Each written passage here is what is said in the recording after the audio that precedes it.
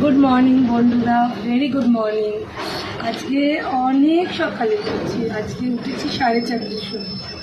4:30টার একটু আগে তো পড়ে না, কেন তোমার দাদা আজকে মর্নিং ডিউটি, মানে 6টার দুটো আবার বাড়িতে আসবে।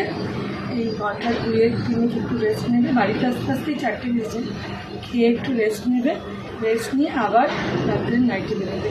আজকে বুধবার তো যে ডবল শিফটটা।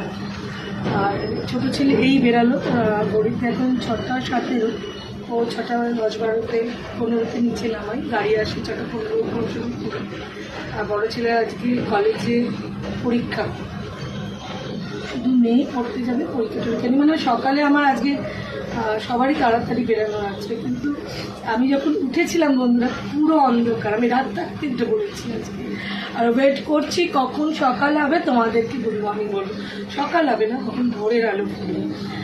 এখন আমি ঘরে রান্না জ্বালিয়ে, মোটামুটি রান্না জ্বালিয়ে বলছি, এখানে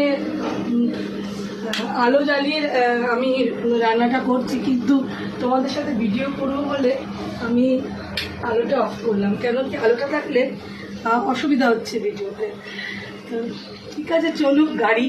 গাড়ি যখন, তো গাড়ি চলবে, গাড়ি তো থামবে না, থামলে তো হবে না বলো। লাস্ট 2-3 দিন ধরে, 2-3 দিনই বটে, এত আদা চা খাচ্ছি, মানে মনে হচ্ছে পেটের মধ্যে আদা গাছ হয়ে যাবে। কী করবো, প্রচণ্ড কাশির সাথে অল্প অল্প গা ম্যাজম্যাজ করছে, জ্বর লাগছে। সব ভোরবেলায় সারা বছর ওঠা তো, মানে শনি আর রবিবার ছাড়া প্রত্যেক দিনই, সোম থেকে শুক্র আমার একেবারে টাইম ফিক্স যে আমি 5:30টায় উঠবো। সেটার জায়গা বুধবার হয়ে যায় আমার 4:30, 4:20 এরকম। আজকে 4:30, তো আজকে বুধবার। আর রবিবারও তাড়াতাড়ি উঠলে ভালো হয়, রবিবারও অফিস আছে।